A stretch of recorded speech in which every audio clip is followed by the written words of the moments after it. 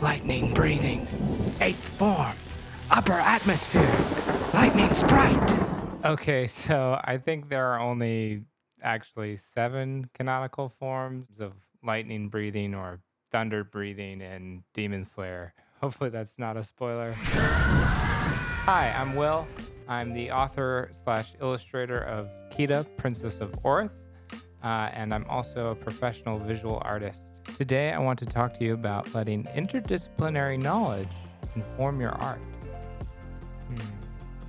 What? To put it another way, it's taking information from another field like science or history and using that information to influence your art or story. Let me show you what I mean. The Demon Slayer Infinity Castle movie just had its American release. Sick. Speaking of Demon Slayer, if you like manga and other comics, please check out my book Kita, Princess of Orth.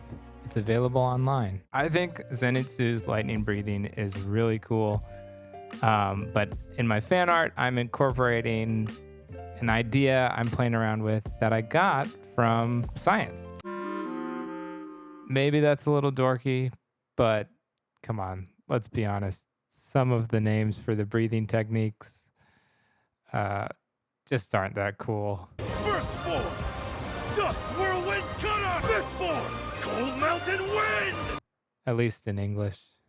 Thinking about how cool lightning was, and a good name for a breathing form. And that's when it hit me. Long ago, I remember watching a PBS program called Nova, and they were talking about something called a lightning sprite. Sprites are superbolts, the kind of lightning caused by lightning down in the lower atmosphere that exerts on the upper, thinner atmosphere and causes a spark. And that spark, but the bolts of lightning that create the sprites are so powerful that they literally reverberate around the world. Dang, that is so nuts. I thought that's pretty bad, eh? And naturally, it makes for a perfect ultimate move for Zenitsu. It's kind of like Goku's Spirit Bomb, but way cooler. Going into making this artwork, I thought about what it would look like for Zenitsu to have a lightning sprite attack. Because sprites can kind of blast out in a sort of conical direction, I knew I wanted Zenitsu's attack to be a jab and not a slash. Actually, I put together a little alternate comic battle between Zenitsu and the upper rank 6 demon, where Zenitsu uses this lightning sprite attack. So you can read that on my Substack Momentum game, along with other comics that I've written and illustrated.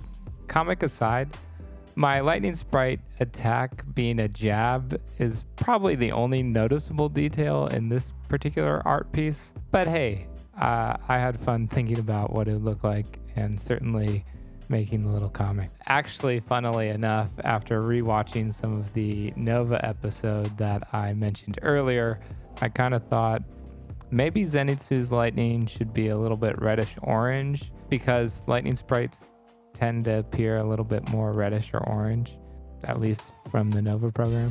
That was probably a long-winded way of saying, as an artist, it's not just drawing and painting or even anatomy that you should be practicing. Those are definitely important.